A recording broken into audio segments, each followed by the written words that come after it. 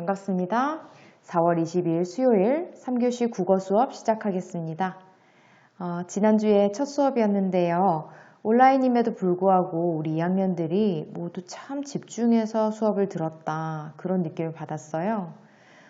특히 설문지에서 많은 친구들이 긍정적인 피드백을 해줘서 선생님도 힘을 많이 얻었고요. 또 부족한 부분은 조금씩 보완해 나가면서 함께 국어 공부를 해 나가면 좋겠습니다. 네, 그럼 지난 시간 배운 내용을 한번 복습해 보겠습니다.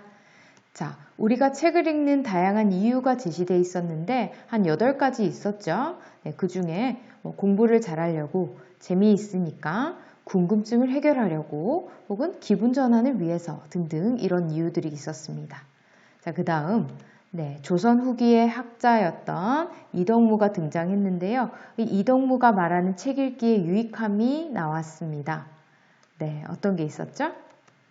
배고픔과 추위를 잊게 해줬고 온갖 상념, 잡생각을 사라지게 해주고요. 그 다음에 기침도 먹게 해줬다. 이런 얘기를 합니다. 자, 그 다음 이덕무의 당시 처지는 어땠습니까? 네, 책을 읽을 수밖에 없었던 어떤 특수한 상황이 있었죠. 바로 가난했지만 또 서자 출신이라서 벼슬을 할 수가 없었고 그 외에 또 양반이라면서 다른 일을 돈을 벌 수 있는 일을 할 수 없었죠. 그래서 그 괴로운 마음을 위로받기 위해서 책을 읽었다라고 했습니다. 그러면 오늘의 공부 확인해 봅시다. 읽으면 읽을수록 좋은 만병통치약의 남아있는 본문을 정리하고요. 날개의 답도 확인해 보겠습니다. 두 번째로 학습활동 18쪽의 큰 1번만 확인하겠습니다. 나머지 번호는 여러분의 생각을 쓰는 부분이어서 영상으로 만들진 않겠습니다. 다음 세 번째, 학습지로 총정리해보는 시간을 갖겠습니다. 그러면 교과서부터 시작해 봅시다. 네, 오늘 16쪽 읽어보겠습니다. 친구들은 아주 많이 슬프거나 화가 날 때 혹은 걱정이 있을 때 어떻게 해? 어떤 영화의 주인공은 그럴 때 달리기를 하더라고. 심장이 터질 때까지 달리기를 하다 보면 어느새 마음이 가라앉는다는 거야. 또 어떤 사람은 그럴 때 노래를 부르기도 하더군. 큰 소리로 노래를 부르다 보면 어느 틈엔가 거북하고 불편했던 마음이 조금씩 평온해지는 걸 느낀대. 여러분은 마음이 힘들 때 마음을 다스리는 나만의 방법이 있나요? 지난주에 여러분이 작성해준 설문지를 꼼꼼히 읽어봤어요. 되게 성심성의껏 써준 친구들이 많더라고요. 그 설문지 첫 번째 질문이 저는 이런 걸 좋아하는 사람이에요 라는 거였죠. 굉장히 다양한 그 답변들이 있었는데요. 예를 들어 음악 듣기, 맛있는 거 먹기, 드라마나 영화 보기, 덕질하기, 그림 그리기, 운동, 독서, 게임, 사진 찍기 등등 진짜 다양한 취미들이 있더라고요. 선생님은 마음이 힘들 때 좋아하는 장소에서 시간을 보내면 행복해지더라고요. 그래서 쌤이 좋아하는 장소가 작은 책방이 하나가 있는데요. 이 책방에 가서 밀크티를 시켜요. 여기 밀크티가 엄청 맛있어요. 그래서 이 밀크티를 마시면서 평소에 좋아했던 작가들의 책을 읽으면서 밑줄도 긋고 글도 쓰고 책 구경도 하고 그러면 마음이 좀 풀리더라고요. 네. 자, 조선시대의 서자로서 아주 힘든 삶을 살았을 이덕무는 어떻게 마음을 다스렸을까요? 네, 계속 한번 읽어봅시다. 이덕무는 달리기나 노래를 하는 대신에 책을 읽었던 거야. 우리도 평소에 좋아하는 책을 한두 권쯤 정해두는 건 어떨까? 아주 재밌거나 감동적인 책으로 말이야. 그래서 아주 많이 슬프거나 화가 나거나 외로울 때 조금씩 읽어보는 거야. 네, 이덕무는 힘들 때 무엇을 했다? 네, 바로 책을 읽었다라는 겁니다. 그래서 여기 1, 2문단에는 전체적으로 마음을 다스리는 방법에 대해서 나와 있죠. 자, 여기서 제시된 마음을 다스리는 여러 가지 방법 한번 얘기해 볼까요? 네, 여기 선생님이 그림으로도 삽입해 놨죠. 네, 달리기, 노래 부르기, 독서 이런 것들이 있죠. 자, 그리고 여기 이 문단 보면요.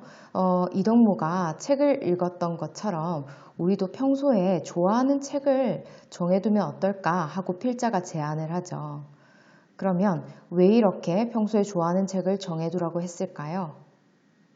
네, 그렇죠. 아주 많이 슬프거나 화가 나거나 외로울 때 조금씩 읽어보려고 책을 정해두라고 한 거죠. 네, 뒤로 넘어가서 조금 더 그 이유를 살펴봅시다. 재미있는 책을 읽을 때는 시간 가는 줄도 모르고 걱정이나 근심도 있고 그 책에 푹 빠지잖아. 그러다 보면 정말 마음이 고요해지면서 다시 씩씩하게 생활할 수 있는 용기가 생겨날지도 모르니까. 그리고 또 혹시 알아? 글을 읽던 중 갑자기 그 근심거리를 해결할 수 있는 좋은 생각이 떠오를지. 필자가 평소에 좋아하는 책을 정해두라고 했었는데 그 이유가 나와 있네요. 자, 재밌는 책을 읽을 때는 시간 가는 줄 모르니까 걱정과 근심을 잊게 되고요. 그러다 보면 마음이 고요해지고 또 그러다 보면 생활할 수 있는 용기가 생겨날지도 모른다. 자, 그리고 또 하고 덧붙이고 있어요. 글을 읽던 중에 근심을 해결할 수 있는 생각이 떠오를지도 모른다 라고 했어요. 그래서 바로 이 문단은 바로 필자가 힘들 때 책을 읽으라고 혹은 좋아하는 책을 정해두라고 권유하는 그 이유가 나와 있어요. 그래서 위에 있는 그 날개의 답에 더 추가할 수 있는 내용이겠죠. 네, 다음 문단 가볼게요. 그리고 꼭 그 순간에 책을 읽지 않더라도 예전에 읽었던 책이 도움이 될 때도 있어. 책을 소리내어 읽으면 그 소리를 내 몸이 기억한다고 했지? 속으로 읽거나 마음의 눈으로 읽은 것도 마찬가지야. 내 몸속 어딘가에 저장 혹은 기억되어 있다가 어느 날 문득 떠오르면서 우리를 흥분시킬 수도 있고 삶을 잘 살아갈 수 있는 용기와 힘을 주기도 하는 거지. 여기서는 예전에 읽었던 책이 도움이 될 때도 있어 라고 얘기했죠. 그래서 우리가 책을 소리내서 읽거나 혹은 마음의 눈으로 읽은 것이 내 몸속 어딘가에 저장, 기억되어 있다가 어느 날 문득 떠오르면서 우리를 흥분시키거나 아니면 살아갈 용기와 힘을 주기도 한다라고 돼 있어요. 그쵸? 그래서 이 부분은 바로 예전에 읽었던 책이 주는 도움에 대해서 썼습니다. 16쪽 마지막 문단입니다. 이덕무는 마음이 불편할 때뿐만 아니라 몸이 아플 때에도 글을 읽으면 도움이 된다고 했잖아. 특히 감기에 걸려서 기침을 할 때 소리를 내서 글을 읽다 보면 몸속의 기운이 잘 흐르게 되어서 기침이 멎게 된다는 거야. 친구들도 감기에 걸렸을 때 이 방법을 한번 활용해봐. 정말 기침이 멎는지. 네, 정말 신기하죠? 네, 선생님도 한번 해봐야겠어요. 기침 낼 때 책 한번 읽어봐야겠어요. 여러분도 한번 해보세요. 네, 자, 위에 보니까 마음이 불편할 때뿐만 아니라 그 다음에 몸이 아플 때도 도움이 된다고 했잖아요. 맞죠? 그래서 앞에 내용에 덧붙여서 나오는 부분이라서 플러스 표시 한번 해봅시다. 그리고 몸이 아플 때도 독서가 도움이 된다 라고 했어요. 그래서 바로 이 마지막 문단의 핵심 내용은 몸이 아플 때에도 도움이 되는 책 읽기다. 네, 좋아요. 그러면 여기까지가 바로 이 글의 중간 부분입니다. 우리 보통 글을 처음, 중간, 끝으로 나누는데 중간이 가장 핵심되는 내용이기 때문에 네, 이 부분 한번 채워봅시다. 자, 여기까지 누구의 삶과 그가 말하는 무엇의 유익함. 자, 빈칸에 들어갈 말 같이 해볼까요? 누구의 삶인가요? 그렇지. 이덕무의 삶과 그가 말하는 책 읽기의 유익함에 대해서 쭉 쓴 거예요.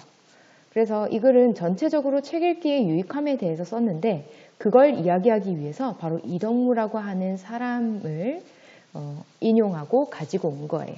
그렇죠? 자, 이제 17쪽으로 넘어가 봅시다. 자, 이제 마무리하는 문단입니다. 끝 문단인데요. 읽어보죠. 이렇게 보니까 글을 읽는 것은 정말 만병통치약인 것 같아. 네, 이 글의 제목으로 이어지네요. 글 속에 담긴 뜻을 이해하면서 지혜로워지고 몰랐던 것들을 알게 되면서 지식을 쌓는 건 말할 것도 없고 배고픔이나 추위도 잊을 수 있고 걱정이나 근심을 해결하며 몸의 병도 낫게 한다니 이보다 더 좋은 만병통치약이 어디 있겠어?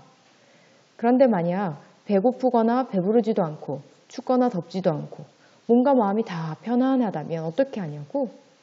어떻게 하긴 뭘 어떻게 해. 그럴 때야말로 책 읽기에 더없이 좋을 때니까 얼른 책을 들고 독서 산매에 빠져야지.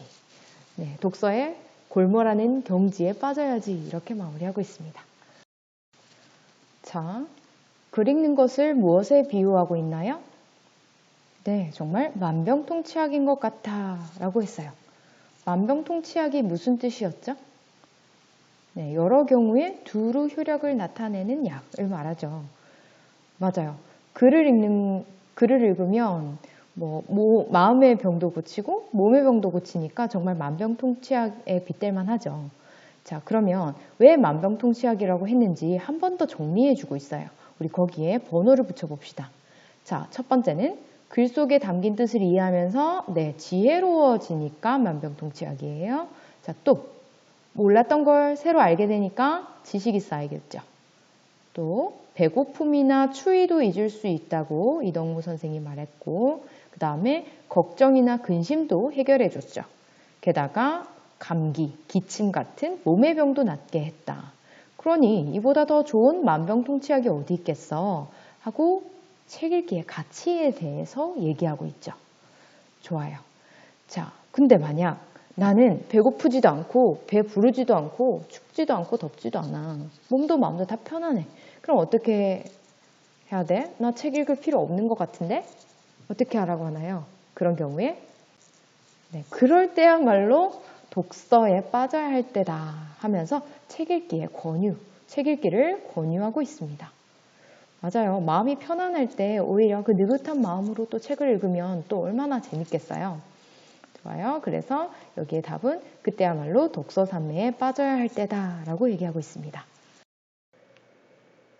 이로써 읽으면 읽을수록 좋은 만병통치약 본문학습이 끝났습니다. 네, 선생님이랑 다시 한번 읽어보니까 본문 내용이 머릿속으로 좀 더 잘 들어왔죠? 네, 정말 수고했어요. 자, 그럼 한 페이지 넘겨서 두 번째 단계인 학습활동의 정답을 함께 확인해 봅시다. 학습활동은 1번만 우리 함께 해보겠습니다. 자, 이 글의 내용을 정리하면서 책 읽기가 왜 가치 있고 중요한지 생각해보자. 그중 괄호 1번, 이덕무가 말한 책 읽기의 유익함이 무엇인지 정리해보자 했어요. 네, 여러분, 이덕무가 말한 책 읽기의 유익함은 몇 쪽에 나와 있었나요? 한번 찾아보세요. 네, 이덕무 선생님 말씀이니까 쑥색 박스 안에 있겠죠. 네, 14쪽이죠. 네, 14쪽에 4가지가 나와 있는데 그것을 여기에 하나씩 옮겨 적었으면 정답이 되겠습니다. 자, 한번 적어볼까요? 자, 첫 번째 유익함, 배고플 때 책을 읽으면 글에 담긴 이치를 맛보느라 배고픔을 잊게 된다. 이렇게 했죠. 자, 두 번째 유익함은요? 네, 추울 때 읽어보라고 했죠. 추울 때 읽으면 기운이 몸속에 스며들어서 추위도 잊게 된다. 이렇게 말했어요. 자, 세 번째 유익함은요? 네, 근심이나 어떤 마음속에 괴로움, 번뇌가 있을 때 읽으면 눈은 글자에 빠져들고 마음은 이치에 잠기게 돼서 온갖 생각, 즉 상념이 일시에 사라진다라고 했어요. 그렇죠? 자, 네 번째 유익함은요? 네, 기침할 때 읽어보라고 했죠. 기침할 때 책을 읽으면 기운이 뚫려서 기운이 통창해져서 기침 소리도 먹게 된다. 네, 우리 이렇게 한번 적어보았습니다. 자, 괄호 2번까지 한번 해볼게요. 괄호 2번. 이 글을 글쓴이가 글 읽기를 다음과 같이 표현한 까닭을 써보자. 자, 어떻게 표현했냐면 글을 읽는 것은 정말 만병통치약인 것 같아. 이렇게 얘기했었죠. 네, 여러분 만병통치약이 무슨 뜻이었나요? 네, 만 가지 병을 고쳐주는 약, 즉 여러 가지 경우에 두루두루 효과가 있는 대책 이런 걸 말하죠. 자, 글 읽기를 만병통치약에 비유한 걸 보니 글 읽기가 왜 좋은지를 적으면 되겠죠. 네, 여기에 이유를 적으라고 했으니까요. 자, 글 읽기가 좋은 이유 첫 번째는 여러 가지가 있겠지만 글 읽으면 지혜로워지고 지식도 쌓을 수 있다 이렇게 말했었죠. 그 다음에 여러 가지 근심, 걱정을 해결할 방법도 글을 읽다가 발견할 수도 있어요. 네, 그리고 아까 이덕무 선생님이 말했던 것처럼 배고픔이나 추위 혹은 기침 이런 것도 다 멎게 한다고 했죠. 즉 몸의 병도 낫게 할 수 있다라고 적을 수 있겠죠. 자, 이번에는 학습지로 배운 내용을 총정리해 보겠습니다. 여러분 학습지 인쇄하셨나요? 네, 인쇄가 불가능하다면 한글 문서 형식의 타이핑을 해도 되고요. 아니면 국어 공책에 직접 써봐도 좋습니다.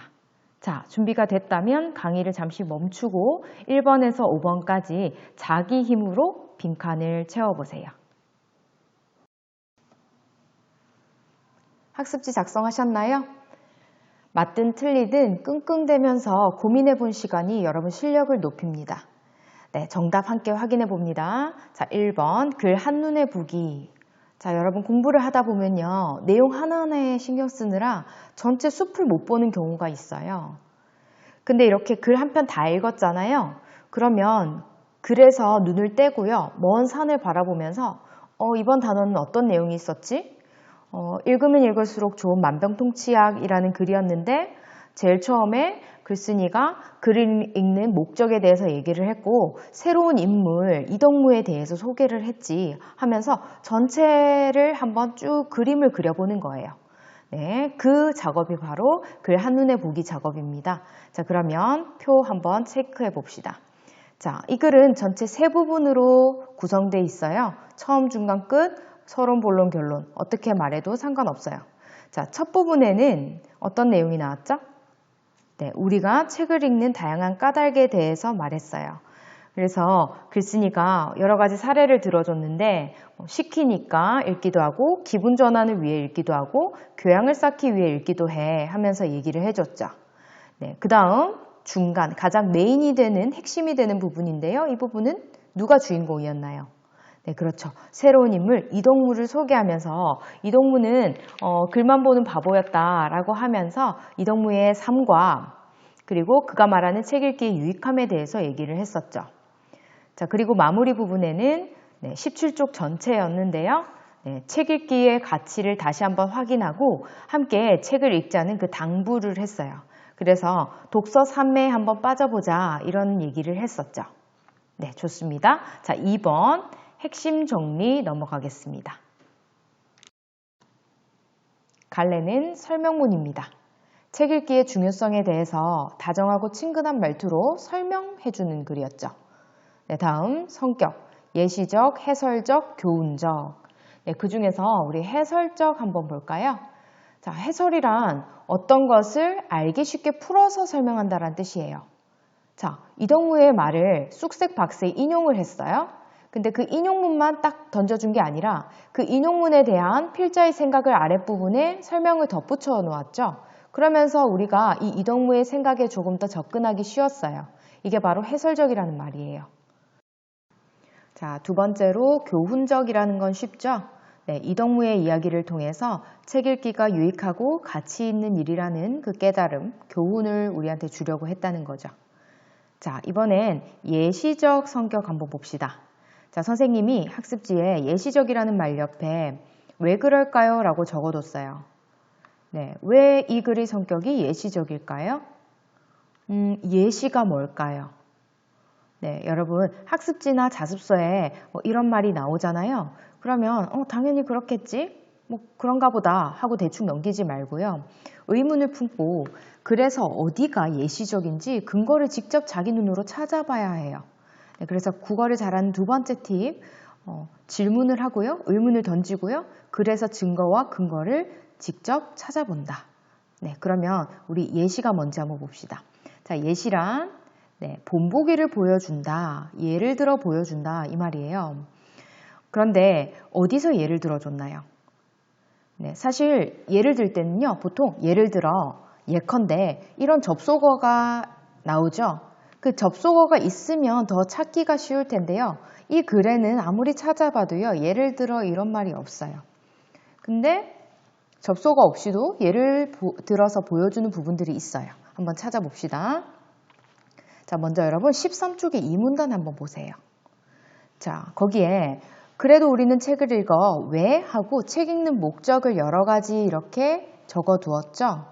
네, 재밌으니까 읽기도 하고요. 기분 전환을 위해서도 읽기도 한다. 이런 얘기를 적어뒀어요.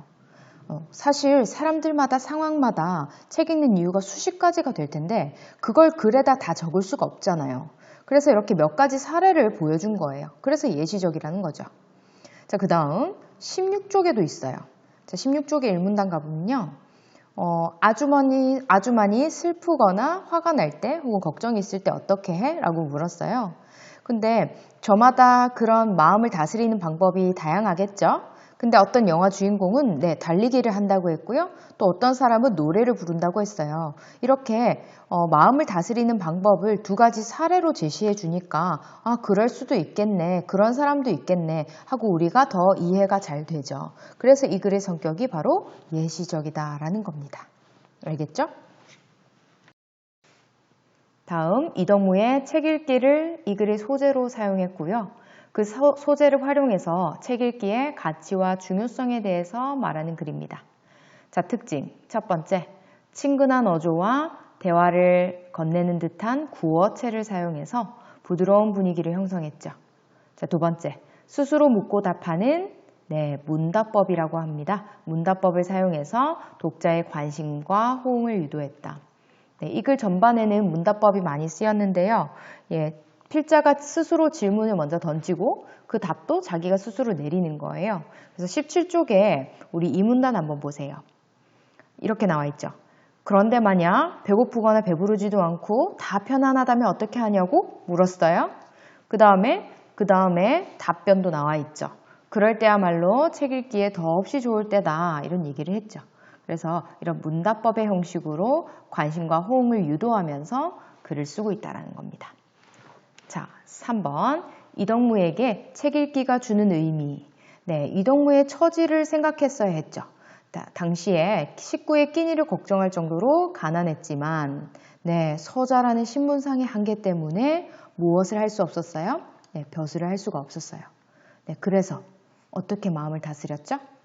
조용히 책을 읽으면서 그 슬프고 절망스러운 마음을 위로를 받았어요.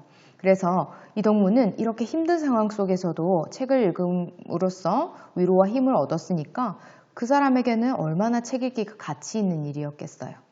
그렇죠? 그런 의미가 있었습니다. 자, 4번 글쓴이가 말하는 읽기의 가치. 자, 글쓴이가 읽기의 가치를 더 덧붙여서 정리해 줬어요. 자, 글을 읽으면 좋은 점인데요. 이 부분은 17쪽에 많이 나와 있었어요. 자, 한번 봅시다. 글에 담긴 뜻을 이해하면서 지혜로워질 수 있죠. 자, 그 다음 몰랐던 것을 알게 되면서 지식을 쌓을 수도 있고요. 배고픔이나 추위도 잊을 수 있다고 이덕무 선생님이 말했어요. 그 다음 걱정이나 근심도 해결할 수 있고 그 다음 몸의 병, 기침이나 그렇죠? 추위 같은 어떤 몸의 병도 낫게 할 수 있다. 이런 얘기를 했어요. 그래서 글을 읽는 것은 무엇이다? 바로 10,000가지 병을 고칠 수 있는 만병통치약이다. 이렇게 얘기했습니다. 좋아요. 마지막 5번째 어휘는 나의 힘 한번 채워봅시다. 이 부분은 해당되는 답이 교과서 각주에 다 나와 있었죠. 거기서 보고 답을 고르셨으면 됩니다. 자, 한번 우리 답만 체크해 봅시다. 자, 마음이 시달려서 괴로워함, 그런 괴로움, 뭐죠? 번뇌. 그다음 마음속에 품고 있는 여러 가지 생각, 바로 상념. 여러 가지 경우에 두루 효력을 나타내는 어떤 대책을 비유적으로 이루는 말, 오늘 정말 많이 나왔던 말이죠. 만병통치약. 다른 생각은 전혀 하지 않고 오직 책 읽기에만 골몰하는 경지. 독서산매죠. 그다음 책만 보는 바보. 간서치. 시원스럽게 넓고 환하다. 이건 통창하다라는 말입니다. 자, 그 다음 소리가 맑고 또랑또랑하다. 낭랑하다입니다. 이렇게 학습지까지 완성해 보았습니다. 이로써 읽으면 읽을수록 좋은 만병통치약은 마무리하고요. 우리 다음 시간에는요. 새로운 글 보잘것없는 나무들이 아름다운 이유라는 나무의사 우종령 선생님이 쓴 글로 만나겠습니다.